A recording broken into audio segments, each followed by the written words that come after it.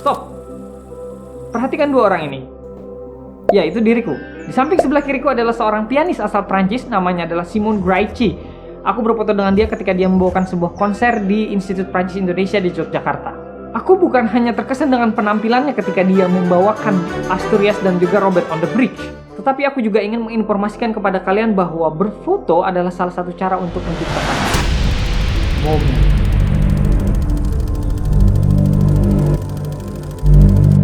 Ketika kita mengabadikan sebuah foto, maka itu akan menjadi sebuah alat untuk menstimulasikan kerja otak kita untuk mengingat masa itu, mengingat bau, suasana, bahkan perasaan pada masa itu.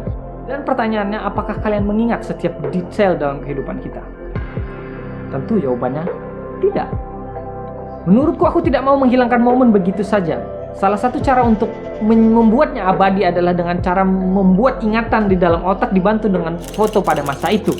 Nah, mungkin saja foto itu bisa kita simpan di hard disk, handphonemu, atau zaman sekarang cloud. So, aku membagi momen di dalam hidupku menjadi 3 masa. Yang pertama adalah masa anak-anak. Masa anak-anak adalah masa yang sangat sulit untuk diingat karena hanya bagian-bagian kecil dan bagian yang berkesan yang hanya bisa kita ingat. Yang kedua adalah masa sekolah. Ini adalah tahapan ketika seseorang mencari jati diri, membangun perasaan cinta dan juga tidak terlalu memikirkan hidup.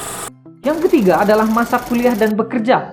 Ini adalah tahapan ketika orang-orang berpikir realistis, berorientasi terhadap masa depan, dan aku rasa ini adalah masa yang paling insecure dan menunjukkan siapa dirimu sebenarnya. Reveal who you are. Menurutku, hal yang menjadikan orang ingin membuat foto atau mengabadikan video adalah untuk bercerita tentang masa sekarang, dan itu mungkin akan diingat oleh anak-anakmu, cucumu, atau entah siapa di masa depan. Dan ini tentu akan membuatmu menjadi lebih kreatif daripada sebelumnya. Jadi ini adalah masa ketika aku kecil.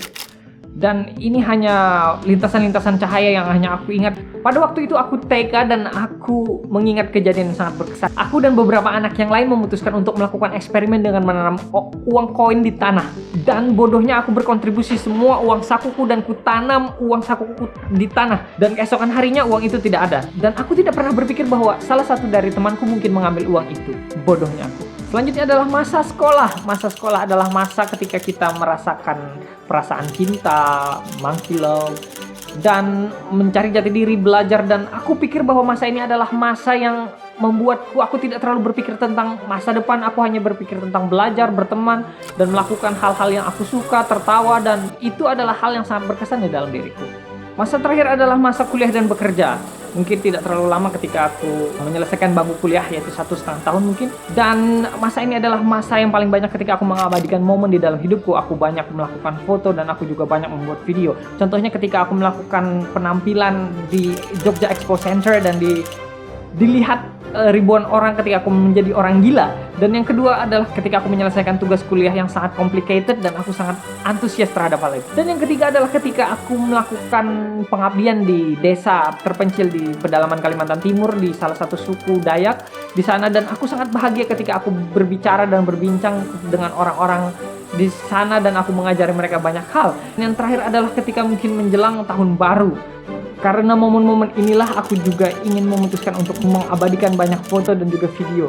Dan aku ingin bercerita kepada kalian tentang hal-hal baru dalam hidupku. So, sampai jumpa.